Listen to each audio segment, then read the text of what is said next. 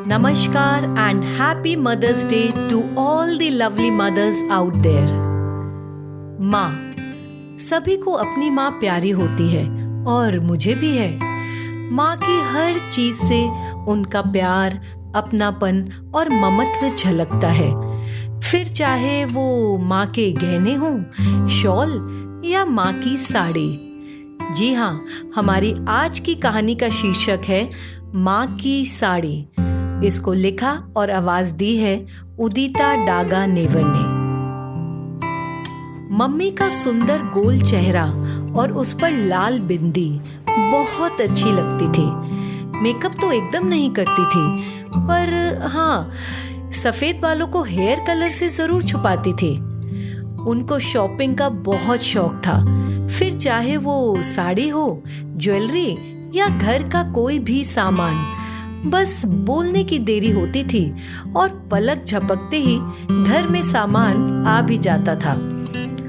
Asthma patient होने पर भी मार्केट के नाम से ही उनमें एक एनर्जी सी आ जाती थी।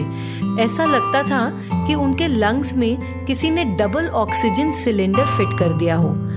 और बार्गेनिंग करना तो जैसे उनके धर्म और कर्म दोनों थे। फिर चाहे वो बड़ा शोरूम हो, ज्वेलरी शॉप, बर्तन वाला या शॉल वाला, मम्मी की सबके साथ टॉप लेवल डील्स चलती थी। सिलाई कढ़ाई में पारंगत, बेस्ट आउट ऑफ वेस्ट से क्या बनाना है ये मम्मी बहुत अच्छे से जानती थी। और बोर शब्द तो उनकी डिक्शनरी में था ही नहीं।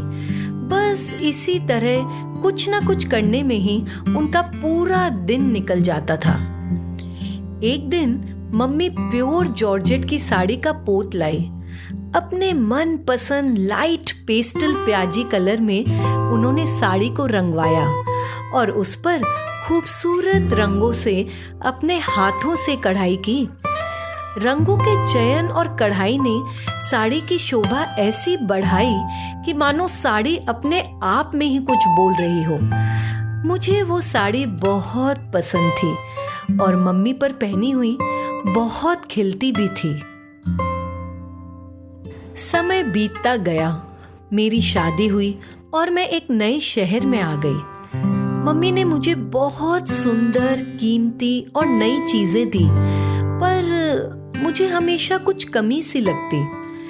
एक बार जब गर्मी की छुट्टियों में मम्मी के पास गई तो मम्मी ने मुझे नई साड़ी दी। मैंने कहा मुझे ये नहीं, वो वाली साड़ी चाहिए। मम्मी तो शायद भूल भी गई थी। बोली कौन सी साड़ी? मम्मी को मैंने याद दिलाया, अरे वो ही साड़ी जिस पे आपने अपने हाथों से कढ़ाई की थी। मम्मी हंस दी और बोली, अरे उसका क्या करेगी, ये वाली ले जा, ये लेटेस्ट है। मैंने कहा हाँ ठीक है मम्मी, लेकिन वो भी। मम्मी मुस्कुरा दी। ऊपर से ट्रंक उतरवाया, साड़ी निकाली और आयरन करवा के मेरे सूटकेस में रख दी। अब खुश? मम्मी बोली। मैंने कहा हाँ, और आई लव यू बोलते हुए मैं मम्मी के गले लग गई। आज मम्मी तो नहीं है, पर आज भी मैं उस साड़ी को पहनती हूँ और जब भी पहनती हूँ मम्मी की एक महक सी उसमें से आती है। ऐसा लगता है मानो साड़ी का लहराता आंचल उनकी ठंडी शीतल छांव का एहसास करा रही हो। कभी कभी सोचती हूँ, क्या इस साड़ी को भी मम्मी की याद आती होगी? ये भी तो मेरी तरह मम्मी के हाथों के स्पर्श को तरसती होगी। आखिर इसने भी तो अपनी लगभग आधी जिंदगी उनके साथ बिताई है। बस ऐसे ही हम दोनों अक्सर मम्मी को याद कर लेते हैं, एक दूसरे को छूकर मम्मी के प्यार को महसूस कर लेते हैं। बस ऐसे ही एक दूसरे को सहारा दे देते हैं, मैं और मम्मी की ये साड़ी। दोस्तों, ये कोई काल्पनिक कहानी नहीं है, ये कहानी है मेरी मम्मी की। सोचा आज मदर्स डे के दिन इस सुंदर मंच के जरिए उनकी कुछ यादें आप सभी के साथ साझा करूं।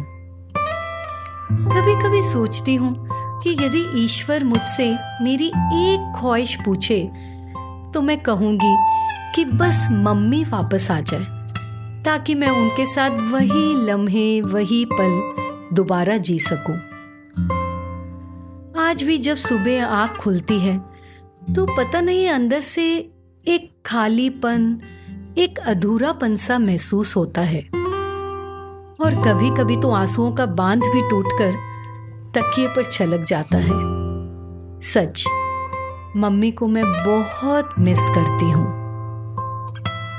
बस यही कहना चाहूंगी मित्रों, माँ तो माँ होती है और उनकी कमी कोई भी पूरी नहीं कर सकता। इसलिए आज माँ है तो पल भर भी गवाए बिना उनके साथ जिंदगी जी लो।